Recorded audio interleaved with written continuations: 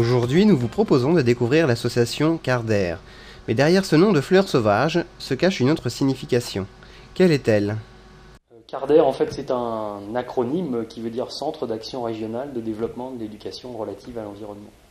Donc on est une association, loi de 1901, et on a un ensemble d'actions dans ce domaine de l'éducation à l'environnement, à savoir de l'animation scolaire, de l'animation de loisirs éducatifs et culturels, des formations en éducation à l'environnement, de la conception d'outils pédagogiques, des chantiers de jeunes, la diffusion des ressources pédagogiques que l'on conçoit, et puis un autre volet d'activité qu'on appelle valorisation de sites, valorisation pédagogique de sites. Pourquoi former à l'environnement ? La vocation, la mission que se donne l'éducation à l'environnement, c'est de faire découvrir ce monde qui nous entoure, avec tous les éléments qu'il compose, les écosystèmes, les milieux humains, urbains, ruraux, tout type de milieux, les faire découvrir, les faire comprendre, donc comment tout ça fonctionne, et préparer à la citoyenneté dans ce milieu de vie. Donc, on parle de former des éco-citoyens, c'est-à-dire des gens qui vivent en bonne harmonie avec un équilibre écologique durable de leur milieu de vie. Quel public touchez-vous ? Donc dans les différents publics, je disais, on a une part d'enfants dans les milieux scolaires. C'est quand même 75% des publics qu'on touche sont des enfants et jeunes en milieu scolaire. Ensuite, donc, on a des enfants, des jeunes et du grand public dans le cadre des loisirs éducatifs et culturels. Et puis, pour les formations, là, on touche des gens donc, qui vont travailler dans des collectivités locales. On va toucher également donc, des gens du milieu associatif ou des gens qui travaillent dans tout type de structure, à la limite peu importe le statut qu'il soit privé ou public, mais qui travaillent dans des structures auprès de publics divers qui vont avoir des vocations soit éducatives, soit sociales, soit socio-éducatives, soit environnementales. Voilà, en tout cas pour les publics qu'on touche en formation. Ils sont eux-mêmes relais envers d'autres publics. Et donc nous, on les forme ils ont déjà donc des compétences d'enseignants, d'animateurs ou d'éducateurs, et nous, on les forme aux compétences particulières de tout ce qui est lié à l'environnement. Lorsque vous menez des projets, il y a toujours une phase d'action, une partie concrète qui suit la théorie. Pouvez-vous nous en dire plus ? Quand on dit éduquer un individu à l'environnement, c'est passer par différentes phases qui comportent de la connaissance, apport de connaissance, de la compétence, du savoir-faire, mais aussi du comportement.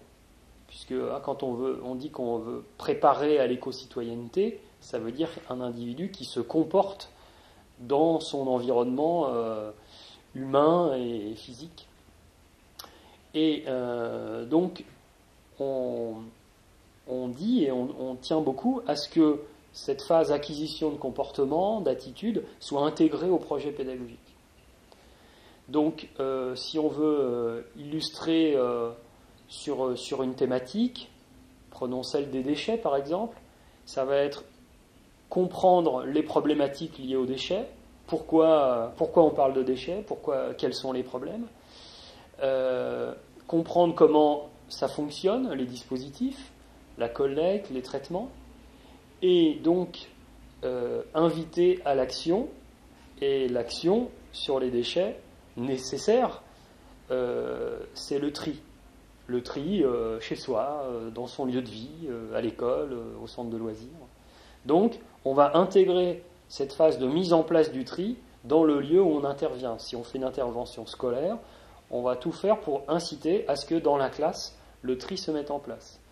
Pour que ensuite un enfant puisse voir de la cohérence entre tous ces lieux de vie et voir que si on lui demande de trier chez lui, dans sa famille, à l'école on trie aussi, et puis la municipalité, dans tous les lieux publics, met en place aussi le tri. Et donc comprendra que ce geste de tri est acquis de tous et que grâce à cet effort commun, on pourra mettre en place donc des filières de valorisation de tous les déchets. Qu'est-ce que la notion de développement durable ?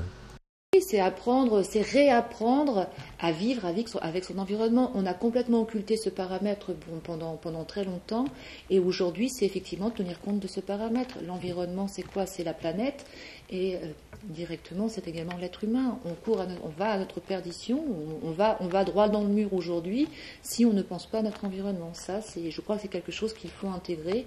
On ne peut pas faire autrement. Qu'est-ce que la notion de consomme-acteur ? Depuis maintenant quelques décennies, on est dans un processus de consommation. Il est de plus en plus fort, ce pouvoir de consommation.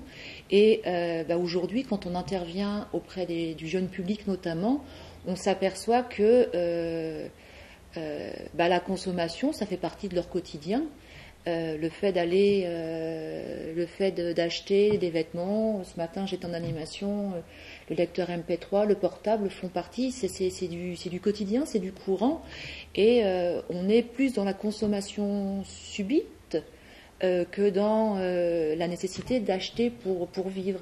Et c'est quand on parle de consommation, le fait d'être consommateur, c'est d'aller à la rencontre du public et de les interroger sur leur mode de consommation actuel. Alors c'est pas pointer du doigt en leur disant c'est pas bien ce que vous faites, mais c'est simplement les interroger sur la façon dont on consomme aujourd'hui, et puis de dire pourquoi subir cette consommation, pourquoi toujours demander plus, alors que si on le décide, on peut aujourd'hui essayer de comprendre le monde dans lequel on vit, ne plus avoir à subir cette consommation qui demande toujours plus, mais être acteur, c'est-à-dire je me pose et je me dis est-ce que j'ai réellement besoin de ce produit, d'où vient ce produit, est-ce qu'il respecte l'environnement, est-ce qu'il respecte l'être humain. Il y a tout un tas d'interrogations derrière des emballages, derrière des marques, et je crois qu'on peut prendre le temps aujourd'hui de se poser ces questions. C'est pour ça qu'on intervient en milieu scolaire essentiellement. Ce matin, j'étais en lycée et c'est vrai que le lecteur MP3, si on s'attache à l'emballage, on va voir qu'il est fabriqué en Chine dans des conditions loin d'être évidentes pour les travailleurs. Et c'est bien d'avoir un lecteur MP3, mais est-ce que c'est indispensable ? C'est une question. C'est une question profonde et intéressante. Donc c'est en allant régulièrement dans les établissements, en suscitant l'interrogation du public, qu'on arrivera peut-être à modifier ses comportements.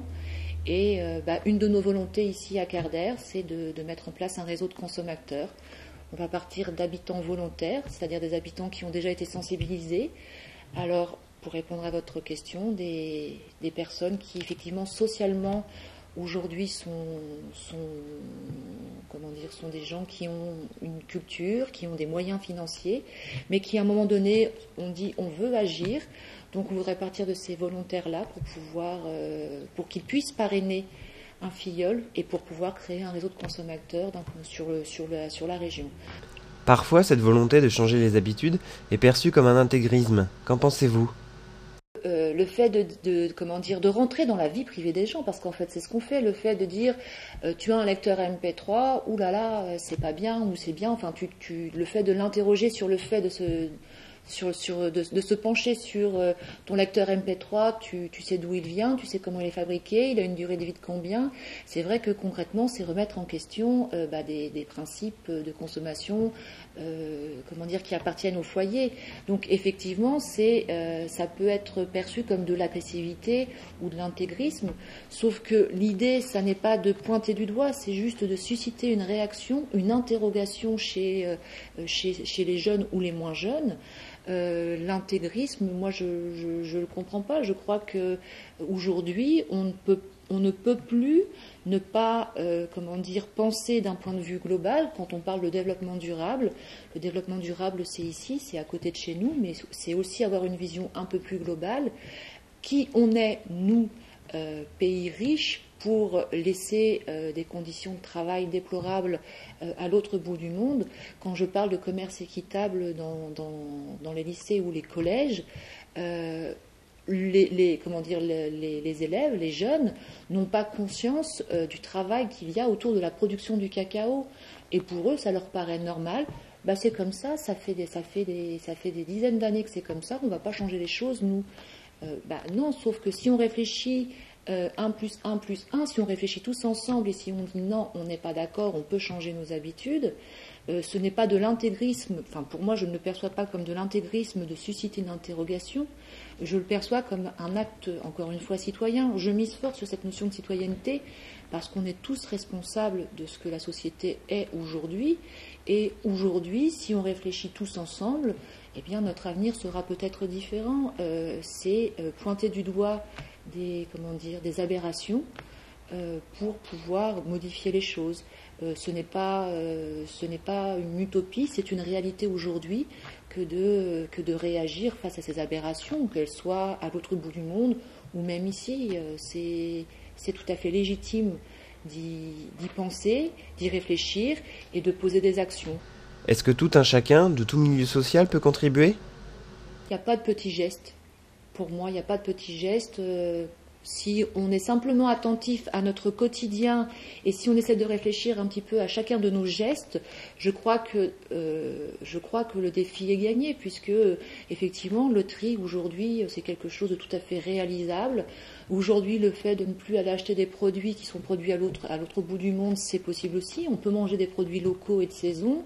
Ça n'est pas irréalisable. Ce sont des petits gestes qui sont tout à fait concrets et quelle que soit la classe sociale, aujourd'hui, je peux très bien ne pas manger de tomates ce soir qui viennent de l'autre bout du monde, mais manger une salade de céleri ou de choux. Aujourd'hui, on en revient encore à la consommation. Aujourd'hui, on a été formaté pour consommer, voire surconsommer, et tout ça au détriment de l'environnement et de l'être humain. Et je trouve ça regrettable. Demain sera encore plus difficile qu'aujourd'hui si on ne fait rien pour éviter ce catastrophisme. Certains détracteurs disent que c'est une utopie de penser que demain il n'y aura plus de pétrole. De toute façon, il y aura autre chose pour remplacer ce pétrole. Eh bien, aujourd'hui, concrètement, rien ne remplace le pétrole. Tout reste à faire. Donc voilà, il faut être force de proposition et penser à un avenir, mais tous ensemble.